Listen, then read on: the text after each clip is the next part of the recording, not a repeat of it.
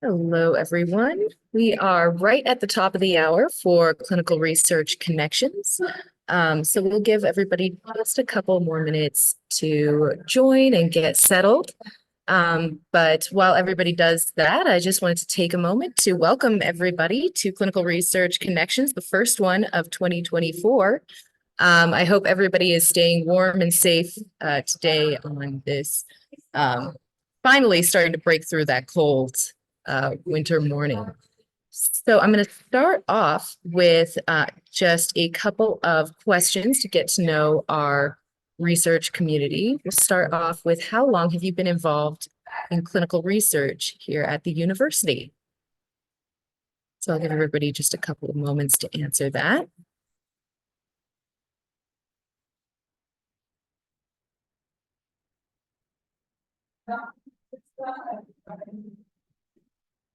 Great. So we've got a lot of respondents who have been here for over 5 years. So that is great that we're keeping you folks around, and then some people who've been here for 1 to 2 or 3 to 5 years. And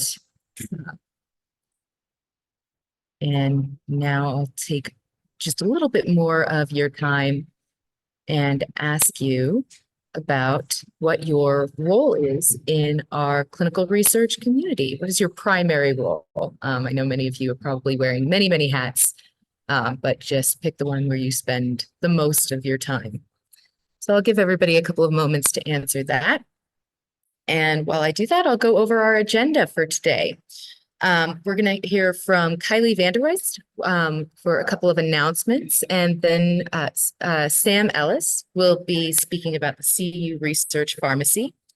Jema Bettis and Kylie Vanderweist would be talking about the recruitment program. Myself very briefly, and then primarily Cindy Harris and Katie Anderson will be talking about CREST and particularly CREST monitoring services. And then we'll go through a couple of reminders and bid you all a great rest of your day. So thank you for everyone who responded to that poll. It looks like we've got a pretty good mix. Some folks in finance, regulatory, departmental research administration, lots of folks in administration, in clinical, central clinical research administration, some study coordinators, and then some folks who are in other roles. So thank you everyone, no matter what your role, for joining today.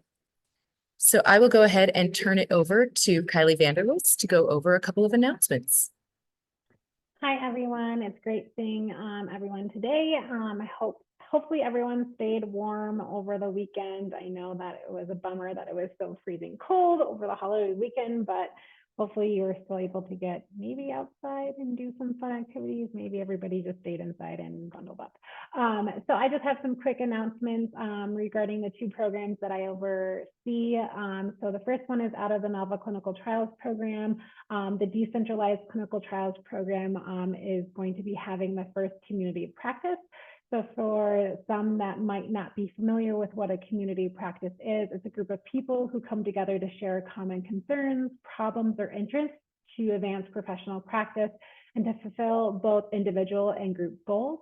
So we are forming the DCT community practice that will help inform the DCT working group. So the DCT working group has had 2 meetings thus far, and it's an advisory group comprised of institutional leadership who has been talking about what tools, resources, and infrastructure that is needed for the CU research community to continue to utilize decentralized approaches. So the purpose of the community practice is to talk about these concerns, problems, or interests in order to continue to advance decentralized approaches. And so that information from these meetings will go to the working group that will hopefully help move that information forward. And so the first DCT community practice will be Monday, February 26th from 9 to 10 a.m. It'll be completely virtual over Zoom, and that save the date will go out this week sometime, so be on the lookout for that. The next announcement is regarding the clinical research recruitment program regarding our quarterly workshops. So we will be hosting our next quarterly workshop at the end of February as well. We are currently working to solidify the exact date. We are very excited because this will be the first quarterly workshop that we have invited community members to be part of, and we have very graciously three community members have very graciously offered to participate, and it will be a panel discussion with three of these community members. And so, like we all know, it's hard to get a date that works with conflicting schedules, and so that's been the delay in getting that announcement out. But it's looking like it's going to be February 21st from 12 until 1. So if you want to block that date on your calendar for now, we're hoping that announcement will go out at least by next week sometime. And then the last announcement that I want to share with everyone is the Aurora Wellness Community. It's a new community within Aurora that is hosting a health fair on March 30th. I believe the fair will be from 10 a.m. until 4 p.m. They're still working out the complete logistics of it. It's on a Saturday, it's March 30th, it's a Saturday. The fair is primarily focusing on bridging the gap between the community and getting access to preventative healthcare, so healthcare screenings. But they are offering offering research tables or teams at the university if you guys all want to have a research table to recruit for your different studies. It is not a guarantee. There is limited space. I am trying to find the chat as I'm talking, so I'm sorry. There will be a vetting process.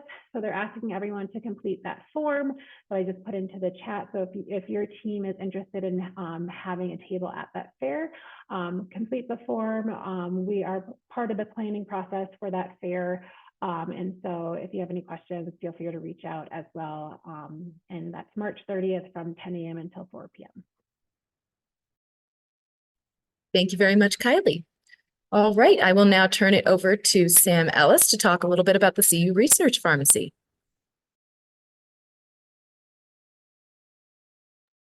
Thanks, Erin. Let me just share slides real quick.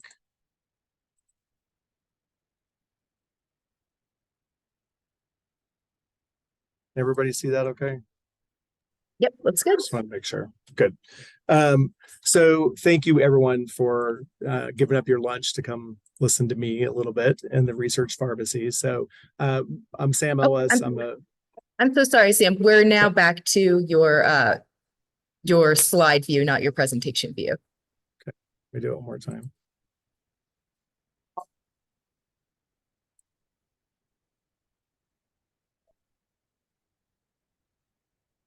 Okay, maybe not. Why bring it back up? Anyway, I just wanted to thank everybody for attending during their lunch hour. Somehow I closed the slide set completely out, so my apologies. Share us one more time.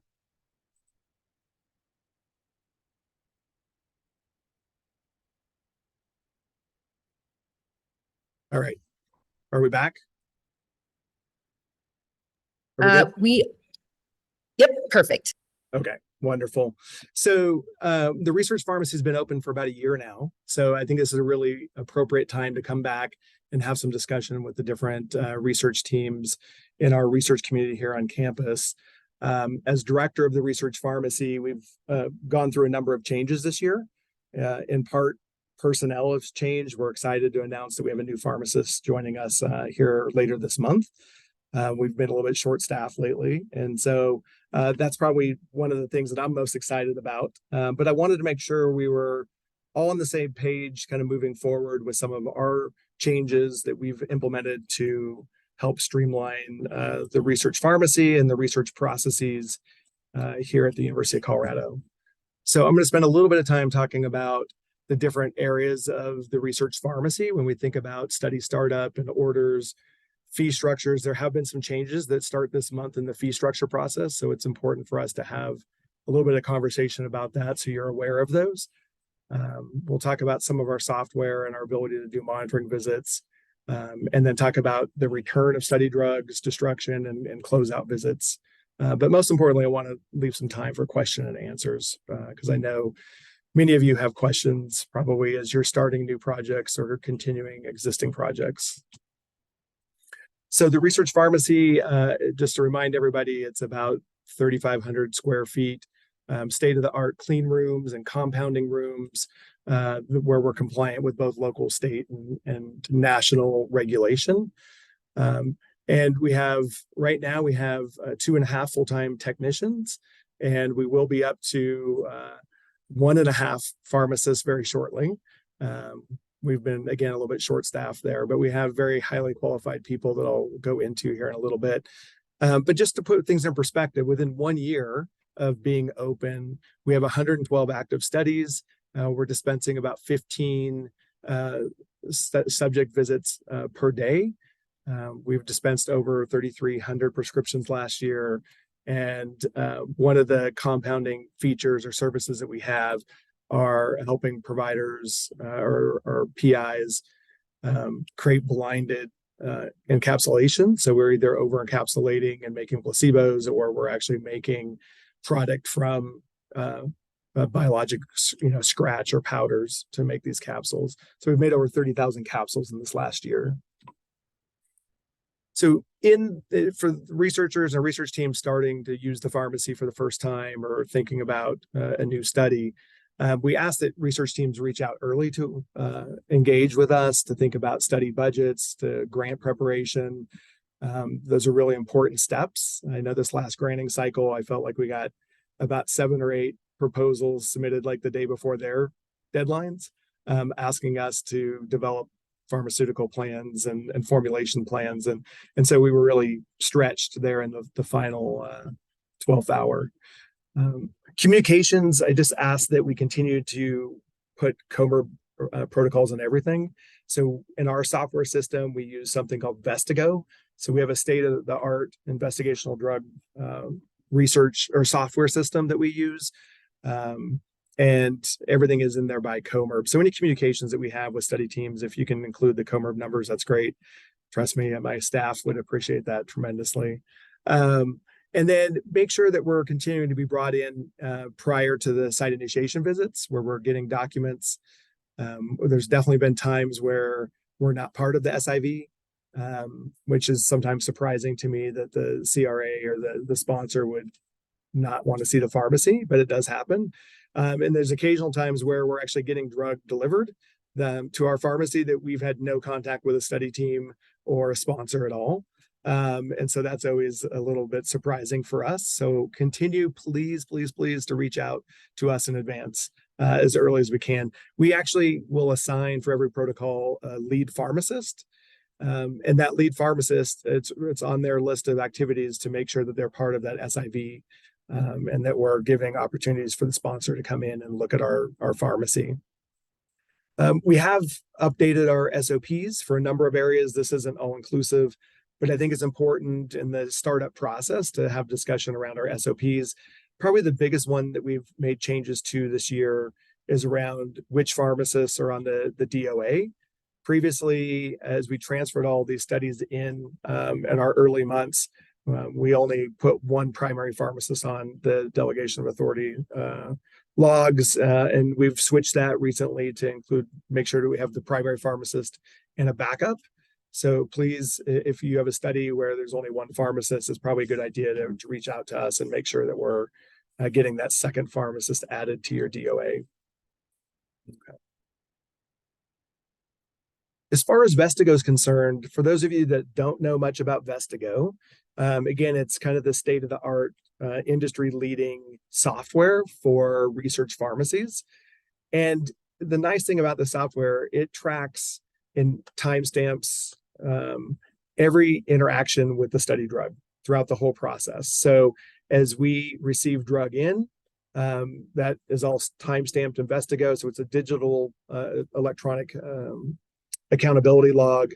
It oversees all our inventory and dispensing. So everything is stamped in that. So for an FDA audit or even just a monitor monitoring visit with a CRA, everything they need to have is stored in Vestigo. And we can give our CRAs and FDA access, read-only access to Vestigo, so they can see every touch of the drug along the way.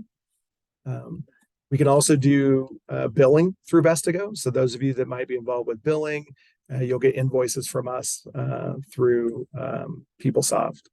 And then, as I mentioned, remote monitoring visits and audits can be done. It does help with document management. So every new amendment to any protocol or investigator brochure or pharmacy manual, we store in Vestigo electronically, and we can actually have our staff complete competencies in those amendment updates, in addition to the original training that is led by our primary pharmacist and for the study.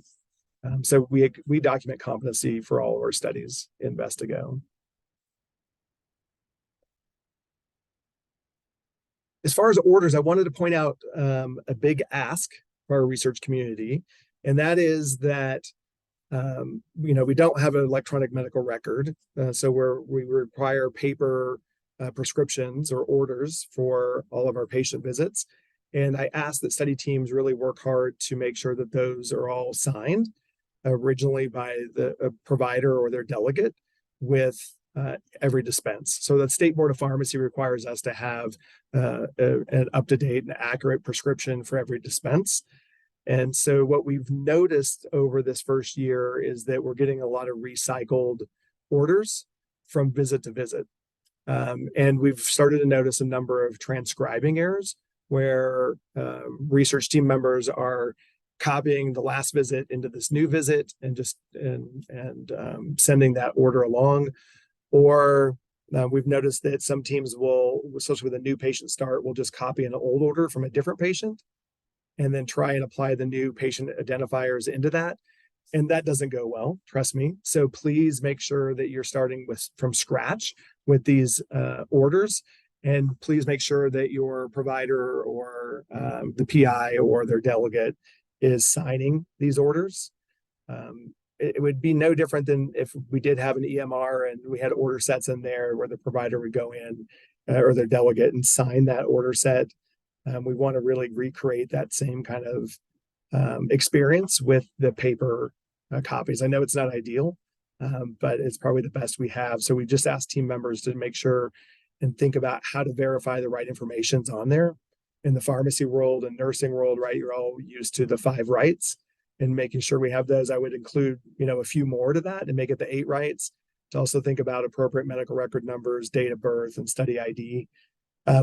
Once the first order comes in and that is accurate, then it's really easy for us to make sure that information stays accurate with Vestigo, right? We'll have that electronic pharmacy record that will oversee that patient information for each of the additional visits that they have.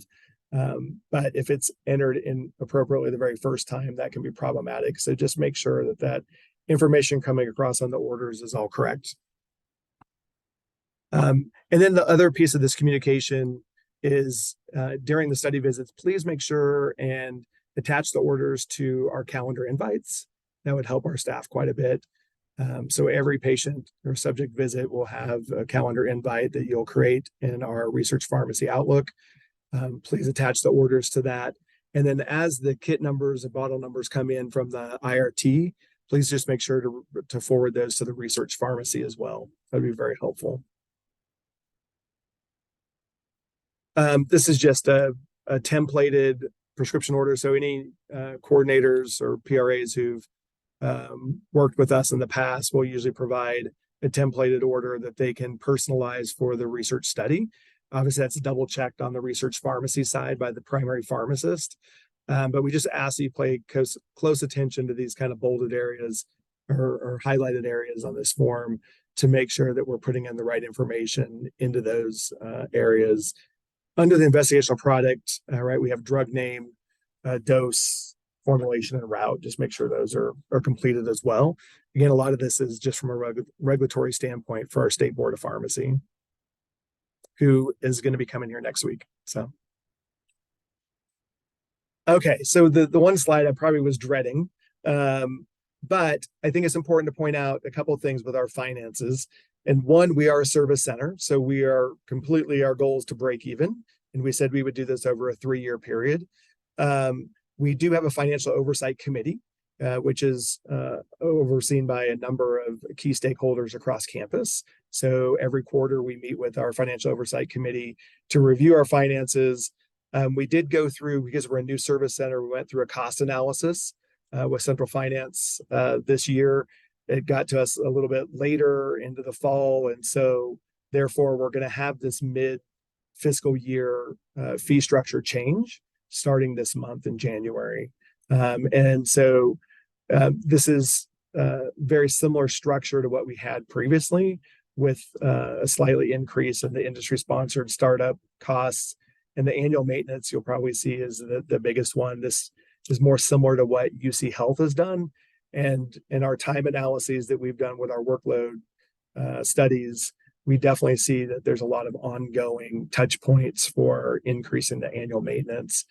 And then the dispensing fees are slightly adjusted, but not much. But I think it's important to point out that our goal with this new fee structure is to get to that break-even point, so where we can have a fully staffed pharmacy. Obviously, we're in a situation in the CURP where we have to oversee all the regulatory of our clean rooms and our non-sterile rooms as well. So a little bit different than what an IDS pharmacy might have in a large hospital setting. There's a little bit more regulation and definitely more oversight that we spend with those regulations of those clean room spaces. So that's our new fee structure. That'll be posted on our website hopefully this week. I have another meeting to get that up, and so that'll be there. The one question I know that people are thinking about right now is, wait, are we grandfathered in if we have existing studies? And you absolutely are. So Investigo, if your contract was for a certain amount for a startup or for dispensing, that'll be maintained. And this new fee structure will be rolled out to contracts that haven't been signed or haven't been developed yet for future studies coming to the research pharmacy. So your fee structure won't change with existing studies. I probably should have led with that to decrease some of the anxiety, right? So anyway. All right. As far as monitoring visits are concerned, these sometimes can be very time consuming for us. My record is 6 hours. I had a 6-hour monitoring visit just in the pharmacy the other day. And so we're trying to do and really maximize the technology Investigo. Everything Investigo we can give access to from the monitoring standpoint. So the monitor can get read-only access. They can look at all the inventory on site, everything that's been dispensed at the patient or subject level. They can look at everything that's been returned, everything that's been quarantined, everything that's been previously destroyed. They can view remotely. So we're trying to encourage our study teams to get our monitors to do the remote monitoring. And what's really kind of has evolved over time is that we have these hybrids. So the monitor will do some remote monitoring, but they still want to come physically touch a kit or a bottle or even a tablet in certain situations to really look at the inventory that we have on site. We double authenticate everything on our side. So if a drug is dispensed, it's been double checked. If it's been returned, it's been double or even triple checked.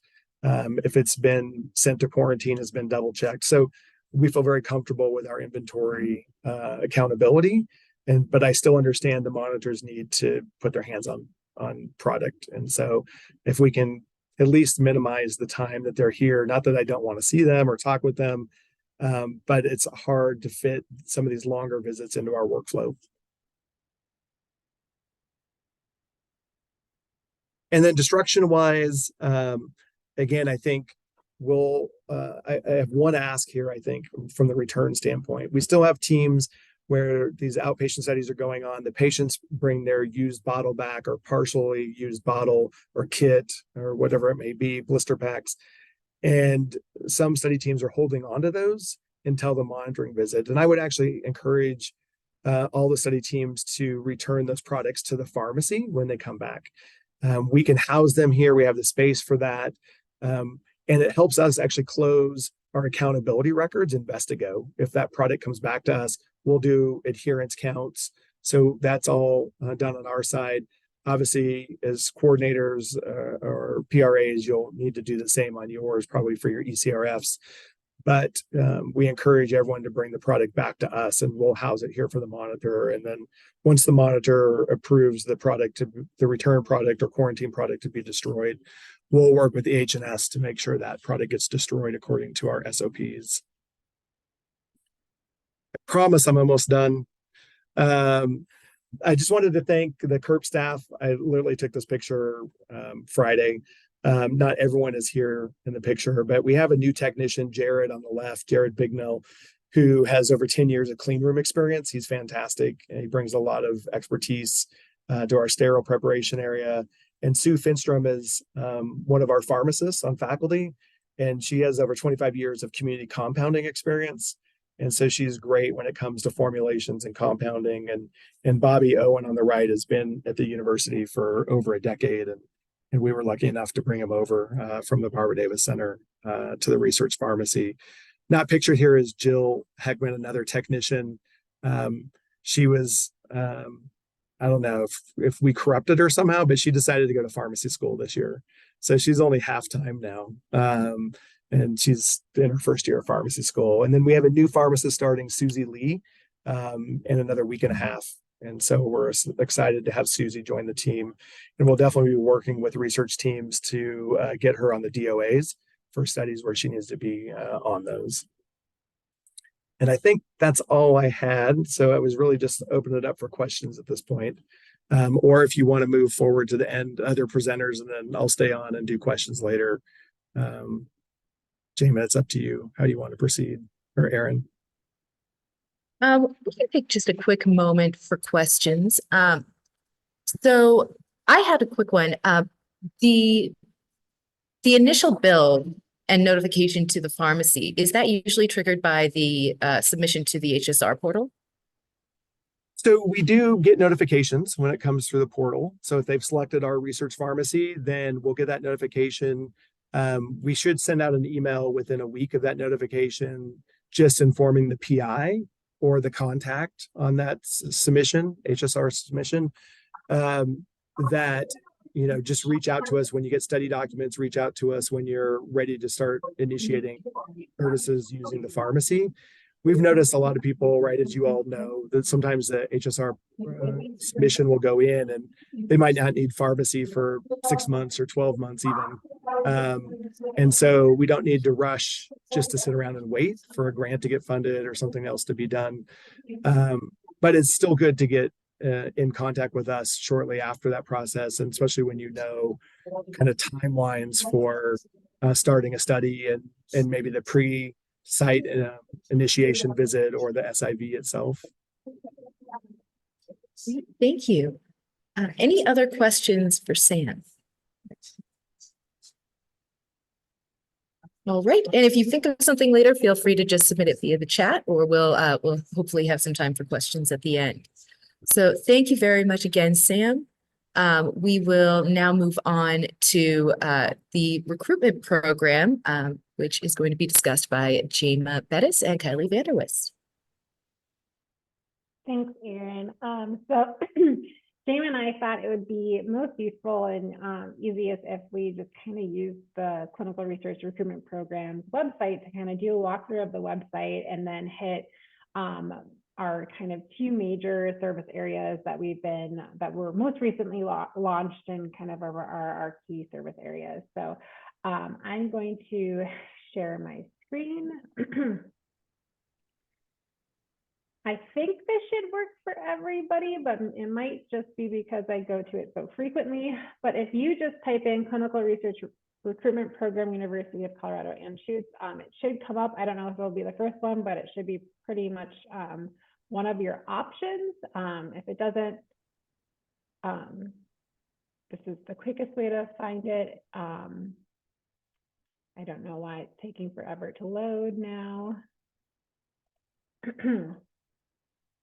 I have it open already. So this is our the Clinical Research Recruitment Program webpage.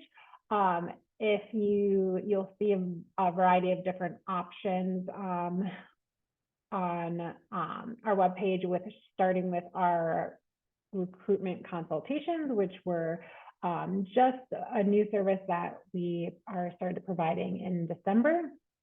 I'm going to go into a little bit more details about that after I scroll through all the different resources that we provide on our website. The next one is the social media campaigns that we help with, and Jamie will be going over that a little bit in a little bit more detail. Our quarterly recruitment workshops, which hopefully all of you are somewhat familiar with. Like I mentioned prior, we will be hosting our 4th workshop at the end of February. We're looking at February 21st.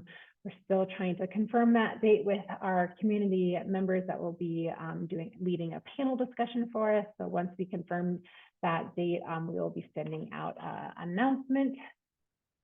As you scroll down, you will also see the research studies website, as well as the newsletter, which I'm sure the majority of you are all familiar with. Then you'll see Research Match, with some individuals may be familiar with, others may not be. James is actually the university liaison for the Research Match. Research Match is an NIH run website that helps individuals can just sign up to be a volunteer. And so it's a way for research teams to communicate that they're recruiting for a research study, and then volunteers will just get notified of that research study. And if they're interested in participating in it, then the research team will get notified of an interested volunteer that might be eligible. We've also been spending a lot of time gathering a ton of resources. I really don't know why it's taking so long to load, of different options for the research community for translational interpreter services. So there is an option at the CTRC. Obviously, UCH has their interpreter and language services, but then there's other outside vendors such as the Interpreter Network at Spring Institute, Junction International, Northwest Translations, Google Translate, and then Interpreter and Translators Inc. And this is who COMER utilizes. So all of the information is here on our website, and give links and contacts if you do need any documents translated or interpreter services for your research study. UC Health Recruit Tool is also highlighted, and then ORS is also highlighted on our website because we work closely with those individuals. So I'm going to scroll back up and go to our recruitment consultations. This is a free service that we are providing research teams. It's a 1-hour consultation with our office. So it's me, Jama, and Lex, who is a part-time research part of helping with the research program, both on the consult team, but also getting more involved with social media campaigns, as well as community engagement and outreach with our team. The consult we've done 2 per week since launching. So I think we're up to, and Jama, you're going to have to correct me. I think we're up to almost 12. They've all looked different. They've been primarily in-flight studies, so study teams that have been struggling to reach their recruitment targets. And so if you do want to have a consultation with us, you can hit that learn more. It will take you to this intake form, and you will need to fill out the information. So it is a smart form. So if you answer, are you interested in social media, and you hit no, then it'll ask you what services you're interested in, recruitment materials, strategies for underrepresented groups. It'll ask you if you want to consult about a specific study, and then ask you about information about that specific study. If you are interested in talking to us more generally, so not about a specific study, and maybe just about a variety of studies that within your department, or multiple studies under one PI, then it's just asking more about how many studies you want to talk about, giving us a brief description about those studies, and then asking some more questions about current recruitment plans, current kind of recruitment struggles. Have you started enrolling, and the best way to reach out to kind of schedule that meeting. We do ask research teams at a minimum to share the protocol with us and the current or the recruitment plan. We do spend a lot of time reviewing the protocol and the current recruitment plan to prepare for the consultation to best utilize that time, that one-on-one time with you. So I'm going to stop there. I can pause and answer any questions about the consultation, recruitment consultations, or we can kind of wait until Jana goes over the social media service that we provide as well. Awesome. Jana, I should continue to share. So I'll pull back on my screen and Jana will go over our social media campaign service that we offer. Thank you, Kylie. And while that's getting pulled up, for those of you who don't know me, my name is Jama Bettis. I'm the project manager for the Clinical Research Recruitment Program. So as Kylie mentioned, social media campaigns are also one of the new services that we've begun offering.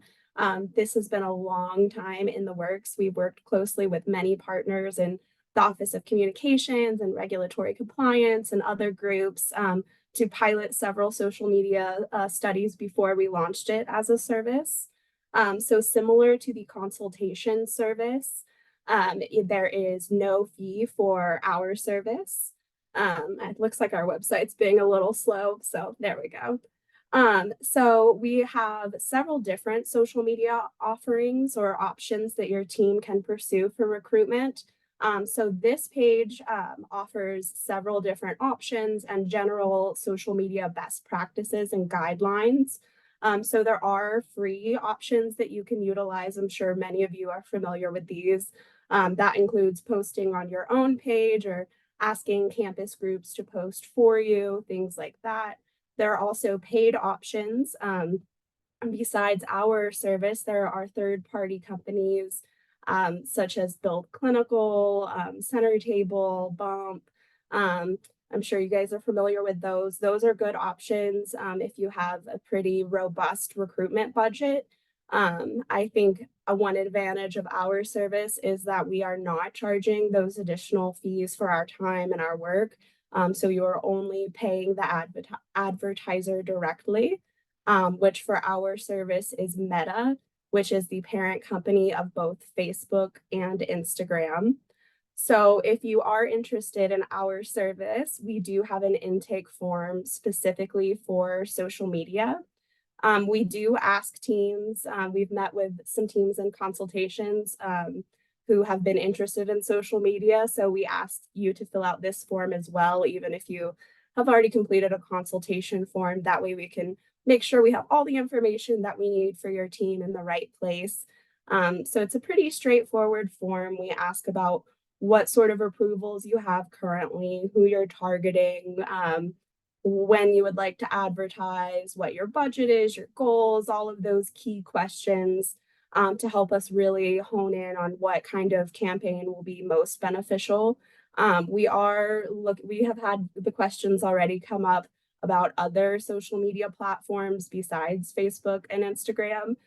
That's something that we are interested in learning more about as well. But for the moment, that this is the service that we're able to offer through Meta. There are some advantages to going through Meta. We have established a good account that we use to post these paid advertisements. So the way that works is we are not just posting to our set of followers.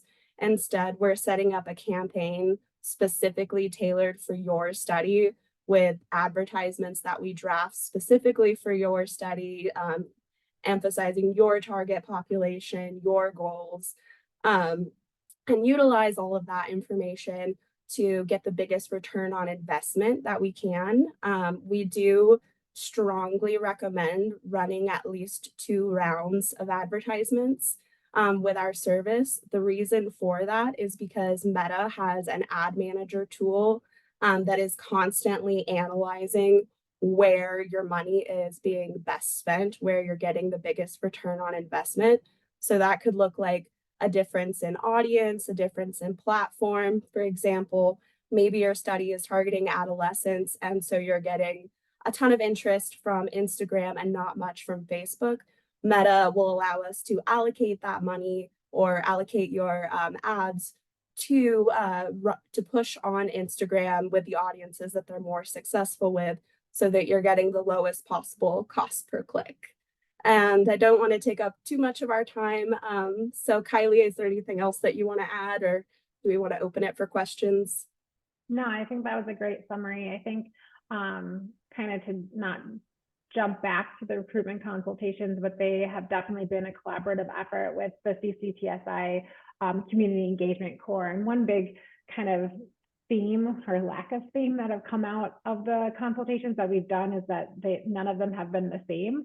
And so it has been a lot of providing resources to teams, and then a lot of times pointing them in the right direction. So putting them in touch with the CCTSI Community Engagement Core or ODICE or other campus entities that they might have not been familiar with. And so that is definitely another kind of thing that's come out of those consultations. But yeah, I think that was great, Gemma. So I appreciate, or thank you for that high level overview of the social media campaigns. And yeah, we'll take any questions if anybody has any.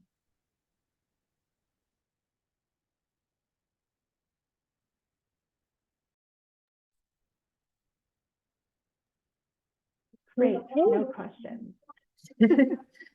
If anybody thinks of any questions later, please feel free to share them in the chat. Or Kylie and Jema, how can folks get in touch with you? Is there a best email to get in touch with you if there are questions, or should folks just fill out the consultation form? We are very easy to get in touch with. You can do it many ways. I will drop an email in the chat, but you can also email me and or Kylie directly. That's fine as well. All right, excellent. Thank you very much, Jema and Kylie. So we will go ahead and move on to CREST monitoring services. And Cindy or Katie, I'll let you go ahead and share your screen. My name is Erin McDonough. I'm just going to be speaking very briefly, but I'll let Cindy and Katie introduce themselves. Hi, I'm Cindy Harris. I am one of the clinical research monitors working at CREST. Hello, my name is Katie Anderson. I am also one of the clinical research monitors on the CREST team. And I am the program director for CREST. So I'm just going to talk a little bit briefly about generally what CREST is and what we do. And then Katie and Cindy are going to talk about CREST monitoring services. So what is CREST? Many of you may be familiar with us, some maybe not so much, but the Clinical Research Support Team, or CREST, is a team available to CU faculty researchers on CU Anschutz campus. Monitoring services are also available to satellite sites as well. But for researchers who are CU faculty conducting human subjects research, CREST offers a la carte fee-for-service clinical research support. So we offer things like assigning a clinical research coordinator to help you with scheduling or conducting study visits and entering data and obtaining informed consent. Yeah. We also offer help with subject recruitment and scheduling. We can offer startup and administration support, IRB and regulatory support, and clinical monitoring and EDC or ECRF builds. But basically, we are here to fill bandwidth gaps and help you operationalize your research if you need just a little bit of extra help or bandwidth in the day, or if you need really more full service support. We're very customizable, and you can find our pricing information on our website. So I will go ahead and now turn it over to Cindy and Katie to talk about CREST monitoring services in particular. Hello all. So CREST monitoring services, as you might expect, we do monitoring. So what is that and what does it look like? We develop clinical monitoring plans for your studies. We do source data verification, site initiation visits, interim monitoring visits, closeout visits, and we generally provide a safety net against audits. In addition to our monitoring services, we can also do essential document and template preparation during startup. We love to review your protocols and provide feedback prior to startup. We also offer custom clinical research education to meet your study needs. And then, as we've discussed, the clinical monitoring. We are a fee-for-service model, so our investigator-initiated studies start at $93 an hour. We are subject to a 6% increase due to inflation, and then industry sponsors are $121 an hour. I will say the majority of our services are provided to those investigator-initiated trials. Next slide.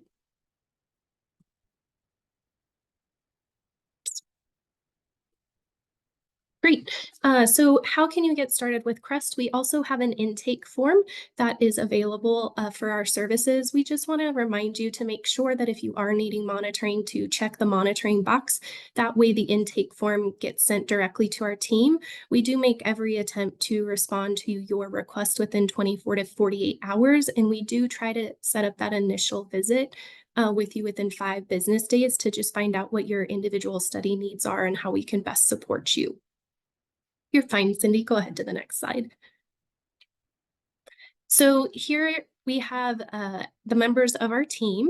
We have 2 monitors in addition to myself. I come with 7 years of experience working in hematology and oncology research. I graduated with a master's degree from biomedical sciences from Midwestern University. I have lots of areas of interest for research, including gene and cellular therapy, Alzheimer's disease, and blood disorders. In addition to myself, you may have seen Molly Pomeroy on campus. She comes with 7 years of oncology clinical research experience, 2 years of clinical monitoring in an industry with MedPace, and she graduated with a bachelor's in science from Colorado State University in physiology. Oops, there we are. Cindy Harris is our last monitor on our team. She has a BA in biochemistry, 10 combined years in compliance, including 4 years in oncology clinical research. She's worked on 4 protocols that received FDA and BLA approvals.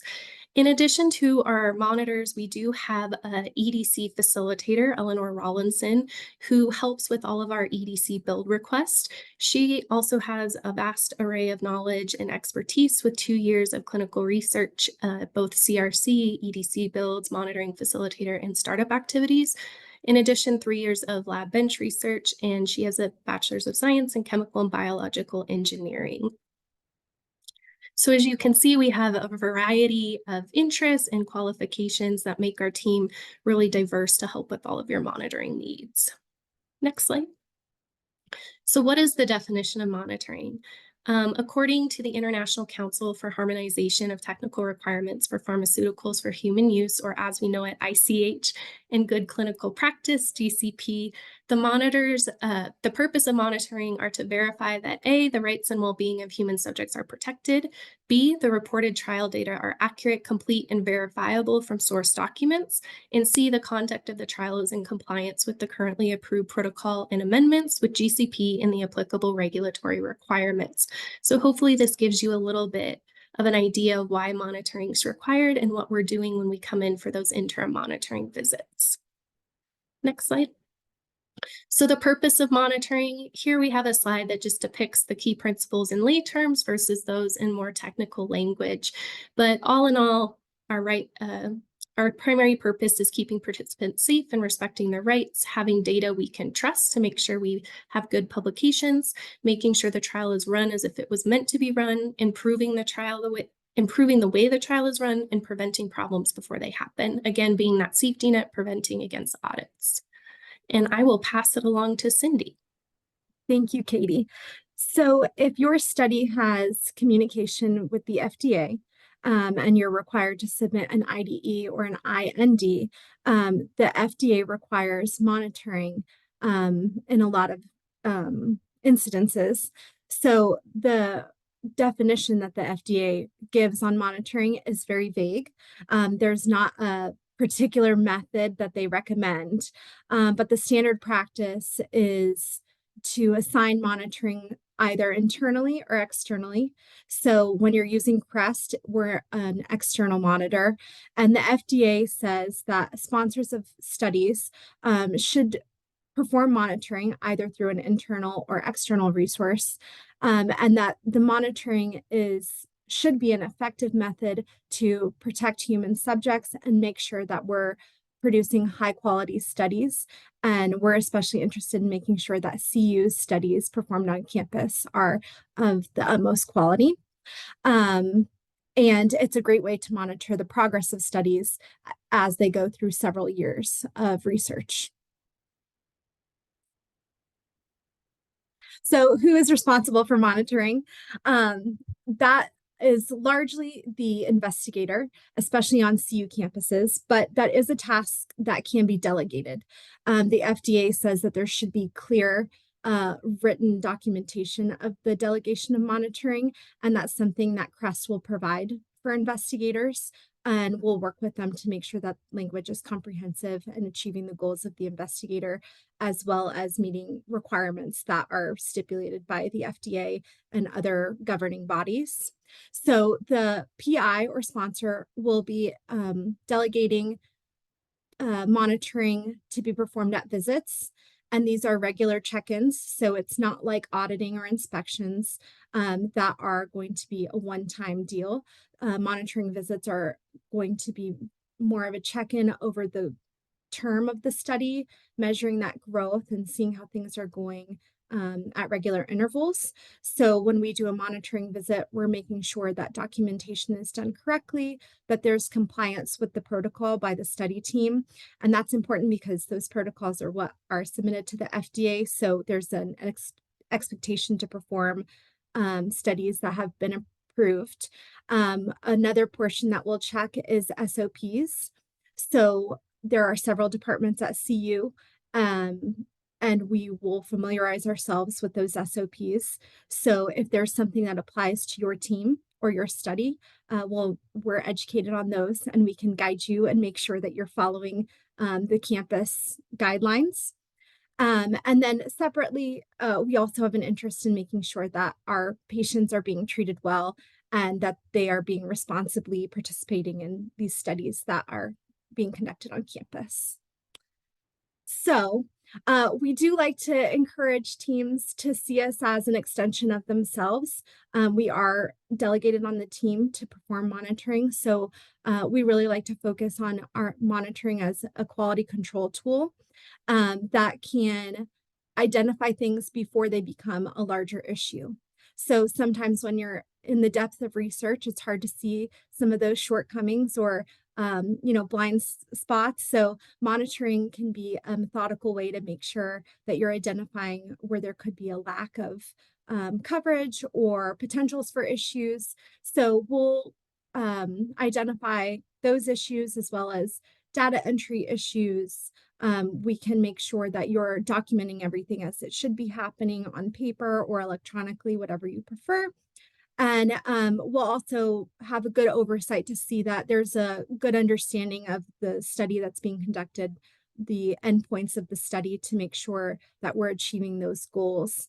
And then also general compliance, especially when it comes to investigational products. Like Sam was saying, it's so important to make sure that those accountabilities are done correctly and that the study can be followed well on paper as well as in person. So we can also provide constructive feedback to you and your team. We are a third-party reviewer, but since we are on campus, we do want to provide that opportunity to speak with your teams about your performance and where we think that you could benefit with additional training that may be pointing you in a direction with another team that can provide support. Sometimes that support can be coming from us. And we can especially be helpful when you're starting your study. So we like to say it's much easier to do things right from the get-go than it is to kind of backtrack and see where things kind of derailed. So we are a great support system in the beginning stages and making sure that everything starts right and we're providing that support and not trying to learn things later on as the study continues. So our team met and we have some personal goals as well as some required goals that the FDA stipulates, which is one, protecting patient safety, making sure that there's accurate data capture, that this trial is compliant to all the governing bodies that dictate clinical trials here, and then provide study team support, aid in your trial success and publication. We really want, we want everything to have been worthwhile, that the patients that participated can get results. And that's just making sure that you have successful publications is so important to us. And then one thing that I think we all on the monitoring team enjoy is a little bit of auditing. It's a great opportunity to see how you're doing. So we can help you prep for those audits, whether they're with sponsor or if there is an FDA inspection. We all have experience in those fields. So beyond monitoring, we have a great knowledge of conducting research, especially here on campus. And so we can provide support to your teams by giving SOP recommendations. That's often a thing that newer study teams aren't really sure that there are existing SOPs. As I said before, we're familiar with the campus ones, but we have great recommendations for other ones depending on what your research is.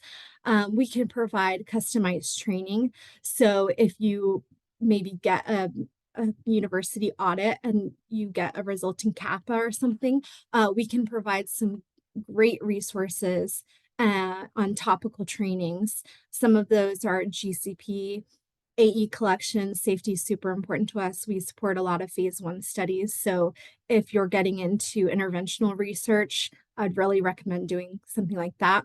Appropriate protocol training and appropriate consent process are great places where we've also seen some findings that great documentation, especially when you get to those closeout visits. It's hard to make sure everything for 5 years was done. Source document assistance, especially again, if you're new to interventional research, it's kind of a different beast. So we have the experience in developing source documentations, good checklists to make sure you're following the protocol, especially when there's amendments. And Katie especially is super great at building smart phrases. So let smart phrases do the work for you for some of that source documentation. Another final thing that we could help with is developing your protocol, and not so much protocol writing, but feasibility, especially when it comes to those schedule of events. And we're like little computers in our monitoring minds, and we're really great at reconciling some of those things that, when you're writing a 50 to 100 page protocol, it's kind of hard to stay consistent. So you would be amazed. And I feel like our team amazes me when we do some of those protocol reviews and you spot the little changes that happened, and it's good to get those clarifying things at the forefront. So, and then lastly, Eleanor is our AdVara EDC build specialist. So happy to help there. One does not forego the other. So any one of these, it's really customizable, whatever your team would need. And here's our contact information. We have a shared inbox. There's also the CREST website. So and we're in Fitzsimmons, so if anyone wanders over there and needs help with anything, happy to help. And thank you for hearing about what we offer.